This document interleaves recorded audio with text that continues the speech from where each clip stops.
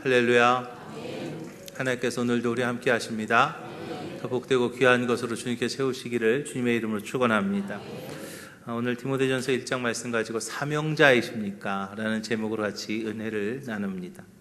오프라 윈프리의 자서전이 있습니다. 이것이 사명이다 라는 그런 자서전이 있는데, 그 책에 보면 오프라 윈프리의 4가지 인생 철학이 나오는 것을 우리가 볼 수가 있습니다. 먼저는 남보다 더 가졌다는 것은 축복이 아니라 사명이다 라고 말합니다. 두 번째로는 남보다 아파하는 것이 있다면 그것은 고통이 아니라 사명이다 라고 말합니다. 왜냐하면 아파본 사람만이 아픔을 겪는 사람에게 봉사할 수 있기 때문이라는 거죠. 세 번째는 남보다 설레는 것이 있다면 그것은 망상이 아니라 사명이다 라고 말합니다.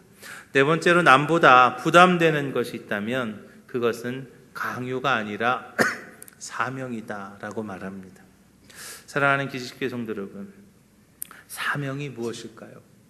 사명은요, 생명보다 더 귀한 것입니다.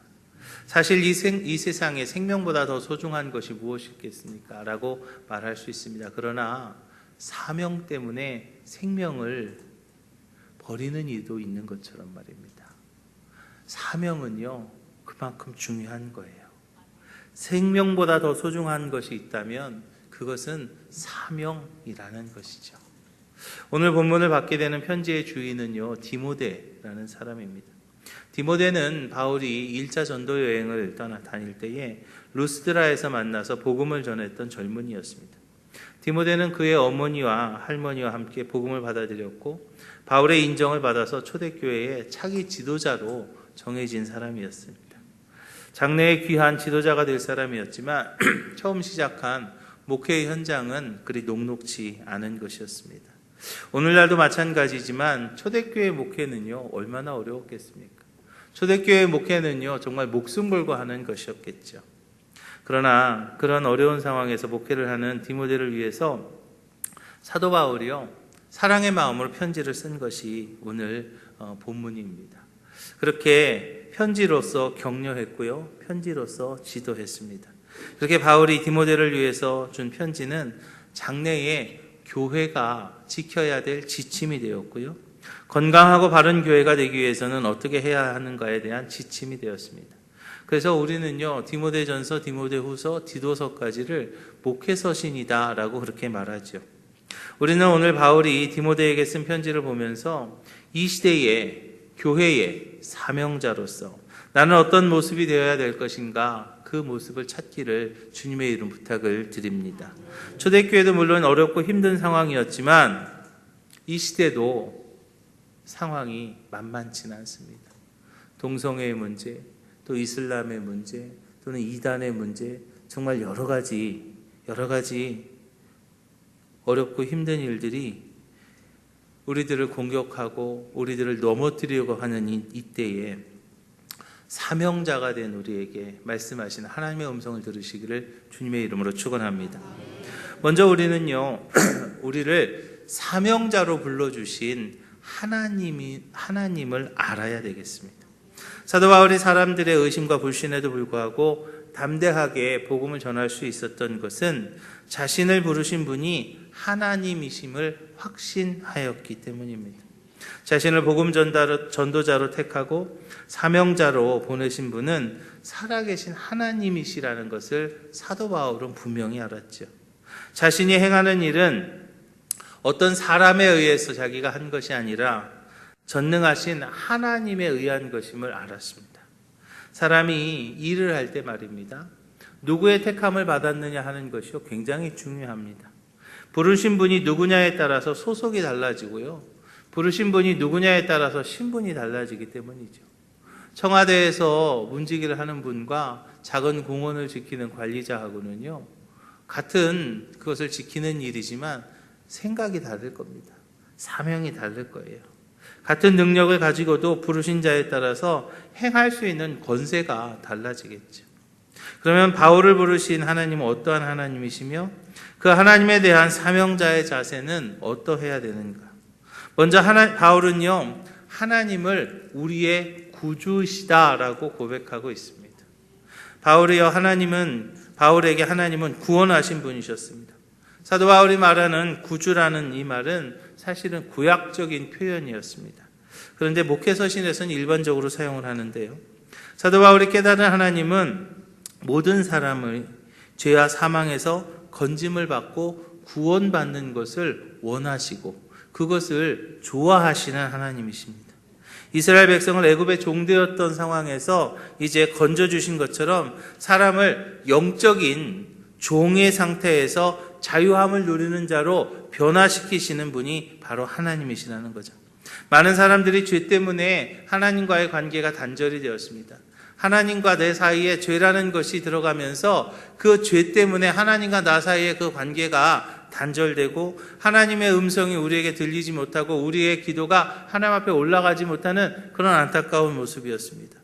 그러다 결국에는 죽어서까지도 그 죄의 문제를 해결하지 못하고 지옥에 갈 수밖에 없는 형편이었지만 하나님께서는 하나밖에 없는 아들 예수님을 이 땅에 보내셔서 십자가에 달려 돌아가게 하심으로 우리의 그 모든 죄를 다 담당케 하셨고 이제 그것을 우리가 믿기만 하면 그 죄의 문제를 해결하게 되고 더 이상 지옥 가지 않고 천국 가게 하나님께서 우리를 만들어 주셨다는 거죠. 우리의 죄의 문제를 하나님이 해결해 주셨다는 거예요. 사도 바울은요, 예수 그리스도를 통하여서 하나님을 알게 된 뒤에 하나님은 죄를 책망하시고 심판하시기 원하시는 분이 아니라 하나님은요, 죄를 용서해 주시고 사해 주시기를 원하시는 분이라는 것을 그는 알았던 거죠. 그동안 율법을 통해서 사도 바울이 하나님을 배웠습니다. 율법을 통해서 배운 하나님은 죄를 짓지 않기를 원하시는 공의의 하나님이셨습니다. 그런데 예수님을 통해서 알게 된 하나님은 죄를 사하시는 자비의 하나님이신 것을 사도 바울이 깨닫게 된 것이죠. 그는 예수님은 하나님의 구원의 계획을 위한 하나님의 최고의 선물이라는 것을 깨닫게 되었고 오직 예수님 안에서 하나님의 구원의 계획이 이루어진다는 것을 알았습니다. 그 하나님이 모든 사람을 위한 우리의 구주가 되셨다라고 그래서 사도 바울은요 고백하고 있는 거죠. 또 우리 사명자들은요 하나님이 우리를 사명자로 세우신 것을 알아야 되겠습니다. 사도 바울이요 자신이 하나님과 예수님의 명령에 대해서 전하는 자다라고 자기 자신을 소개하고 있습니다. 자신이 복음을 힘차게 전하는 것은 어떤 자발적인 감동에 의한 것이 아니라 강력한 명령에 의한 것이다 라고 말하고 있는 거죠. 감동에 의한 것이라면 할 수도 있고 안 할 수도 있을 겁니다. 그렇지만 명령에 의한 것은요 반드시 해야 되는 거예요. 명령은요 선택의 여지가 없기 때문이죠. 명령에는 오직 순종만 있습니다. 그래서 하나님의 사람들은 오직 하나님의 뜻에 순종하는 삶을 살았던 것을 우리가 봅니다. 사도 바울처럼 하나님의 명령을 알았던 베드로와 요한이요. 공의 앞에서 자신들에게 복음을 전하지 말라고 명령하는 관리들을 향해서요. 이렇게 말합니다. 우리는 하나님의 말씀을 듣고 순종하는 자가 될 것이다라고 당당하게 선포했습니다. 사도 바울을 포함한 모든 사도들의 복음 전파를 위한 노력은 오직 하나님의 명령에 대한 철저한 순종의 자세에서 나온 행동이었습니다. 자신의 욕구 충족이나 또는 자기의 명예를 위한 것이나 자기의 어떤 자존심을 위한 것이 아니었습니다. 나를 부르신, 자기 자신을 부르신 하나님에 대한 충성의 마음이었던 것을 우리는 봅니다. 사랑하는 기지교회 성도 여러분, 그 마음은요 이 시대의 사명자이신 여러분들에게도 동일하게 적용되어야 될 줄로 믿으시기 바랍니다. 하나님께서요 저와 여러분들을 사명자로 부르셨습니다. 이제 우리들을 사명자로 부르셨으니 부르신 하나님 앞에 충성하는 우리 기지식교회 모든 성도들이 다 되시기를 주님의 이름으로 축원합니다. 두 번째로 우리는요 우리를 사명자로 세워주신 예수님을 알아야 됩니다. 사도 바울은요 사역을 감당하면서 자신을 부르신 하나님과 동시에 자신을 세워주신 예수님을 언제나 잊지 않았습니다. 자신을 향한 구원의 계획이 예수님이 아니면, 예수님이 이 땅에 오셔서 십자가 지지 않으셨더라면, 그리고 다시 부활하지 않으셨더라면 자신을 향한 구원의 계획이 이룰 수 없었던 것을 사도 바울은 알았죠. 사도 바울이 예수님을 만나기 전에는 스스로의 고백처럼 비방하던 자였습니다. 박해하던 사람이었고 폭행자였습니다. 악한 사람 중에 악한 죄인 중에 괴수라고 본인이 이야기를 합니다. 그러나 예수님께서는요, 그 사도 바울의 과거를 묻지 않으셨습니다. 사도 바울의 과거를 보지 않으셨습니다. 사도 바울의 과거를요, 기억지 않으셨고요. 예수님께서는 사도 바울을 용서하셨고 사용하셨습니다. 주님은 사도 바울의 그 과거를요, 기억지 않으신 거예요. 그렇지만 사도 바울은요, 그 기억을 잊을 수 없었습니다. 죄책감에 사로잡혀서 있는 것이 아니라 자기가 그런 사람이었는데도 자기를 용서해 주시고 자신을 사용해 주신 그 하나님의 은혜, 그 예수 그리스도의 넘치는 사랑을 잊을 수 없었던 것이죠. 사도 바울은요, 받은 은혜를 갚는 심정으로 충성을 다했어요. 평생 갚아도 다 갚을 수 없는 큰 은혜를 받았어요. 평생 갚아도 갚을 수 없는 큰 사랑을 받았지만 최선을 다하여 보답하고 싶은 마음으로 자기에게 주어진 그 사명을 감당하는 모습을 우리가 봅니다. 그가 그러한 복된 사명자가 될 수 있었던 것은 사도 바울이요, 자신을 세우신 예수님을 바로 알았기 때문이에요. 그러면 바울이 만난 예수님, 바울을 세우신 예수님은 어떠한 분인가? 이 시대의 사명자가 된 저와 여러분들이 만나고 전해야 될 예수님이 어떠한 분인가? 바로 예수님은요, 우리의 소망이 되시는 분이심을 믿으시기 바랍니다. 예수님을 만난 바울은 오직 예수님께만 소망을 두었습니다.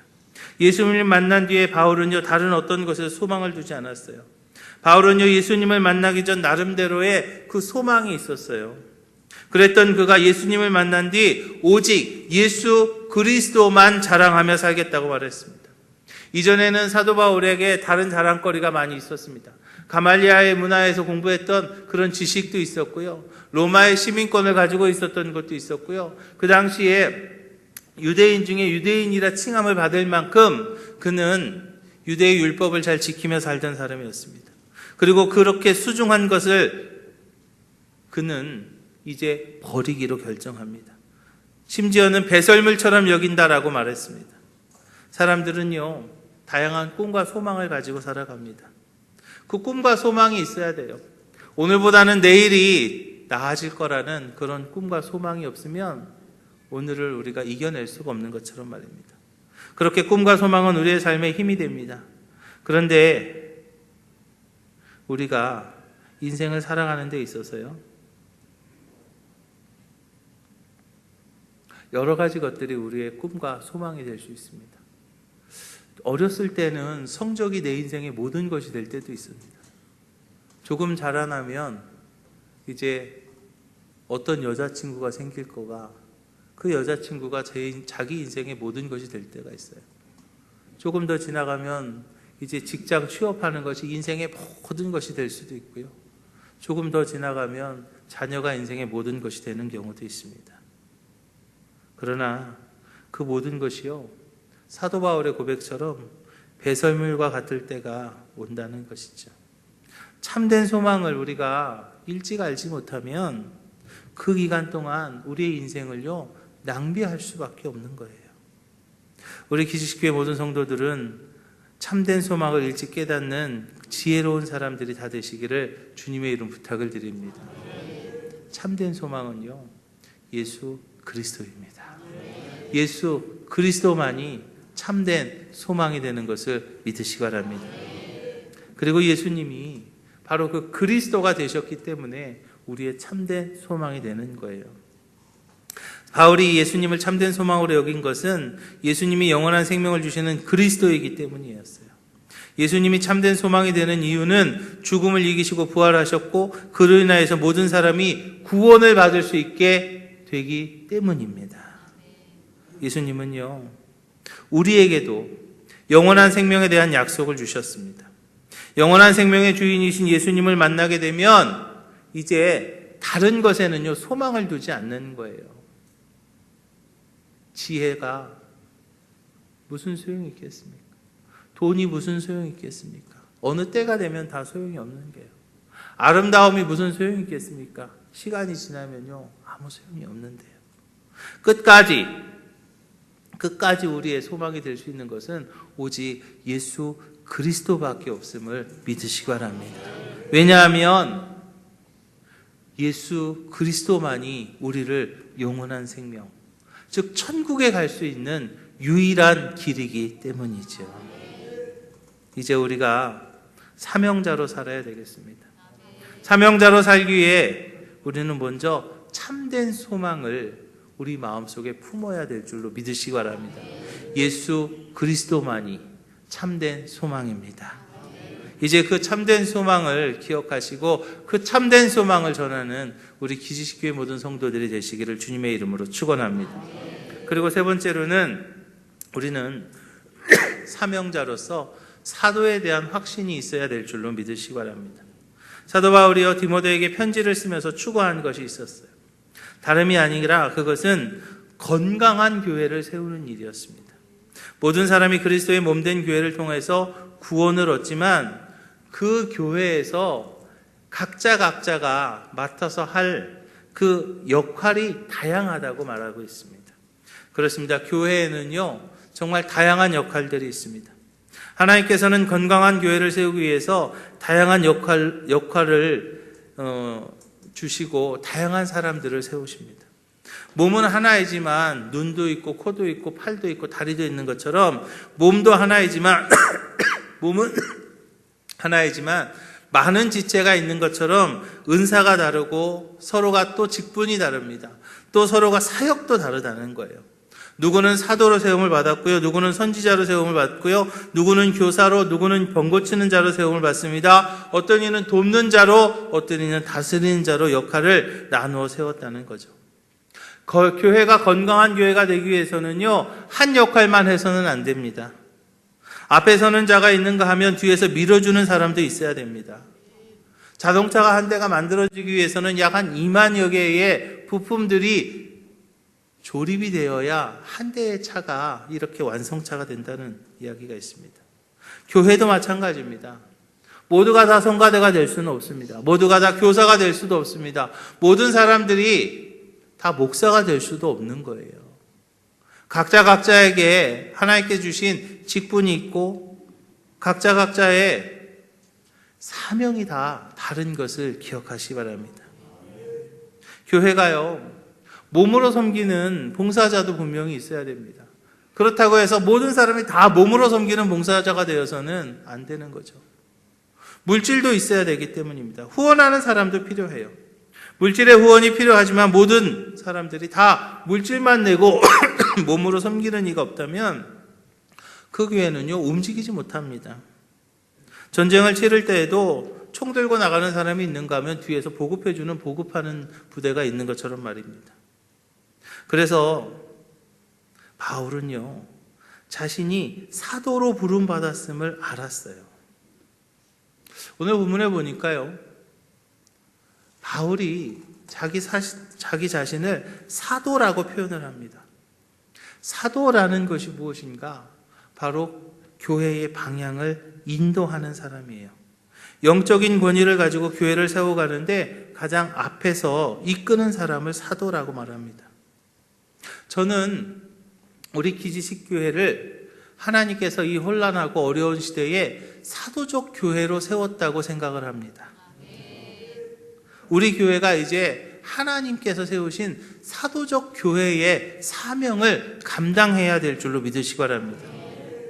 어렵고 힘든 이 시대에 방향성을 제시하고 교회들의 모범이 되고 또 모델이 되는 그런 교회가 우리 기지식 교회가 되어야 될 줄로 믿으시기 바랍니다.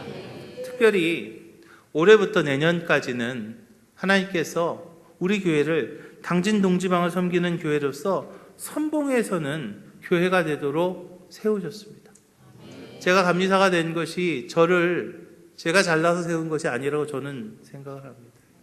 하나님께서 우리 교회가 당진 동지방을 섬기는 선봉에 서는 교회가 되어야 된다라고 우리에게 그 역할을 맡기신 줄로 믿습니다.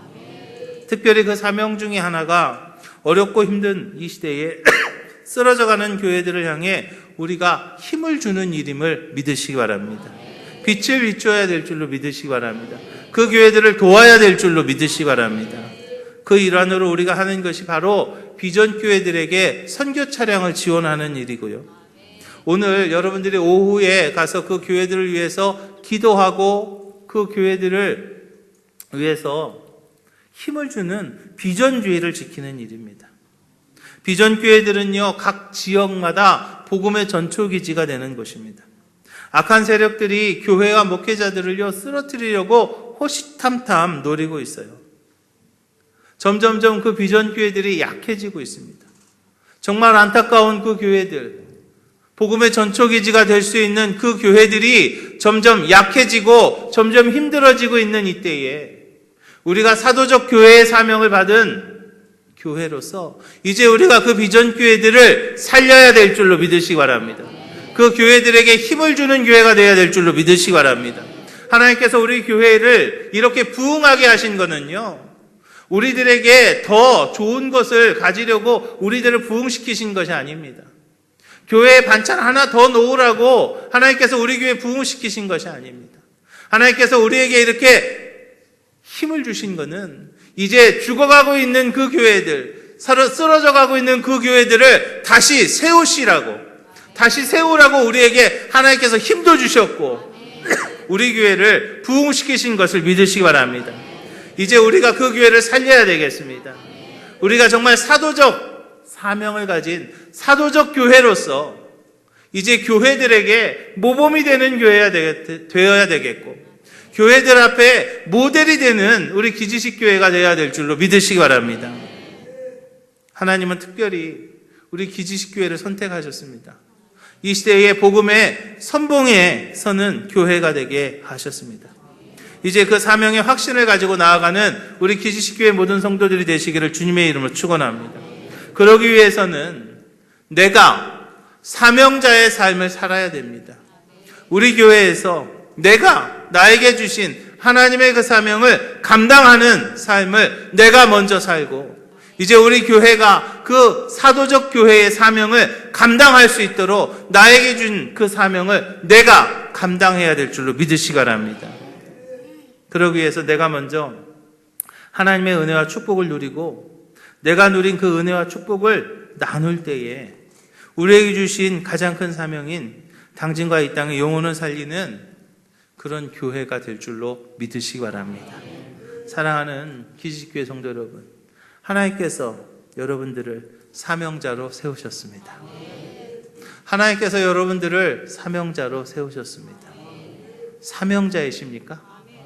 이제 사명자이십니까? 그 사명 감당하십시오.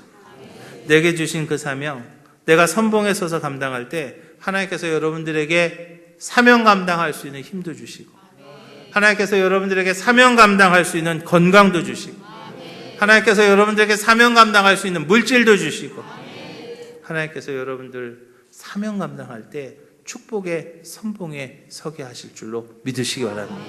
기도하겠습니다. 주님, 복음의 선봉에 드는 교회가 되게 하심을 감사합니다.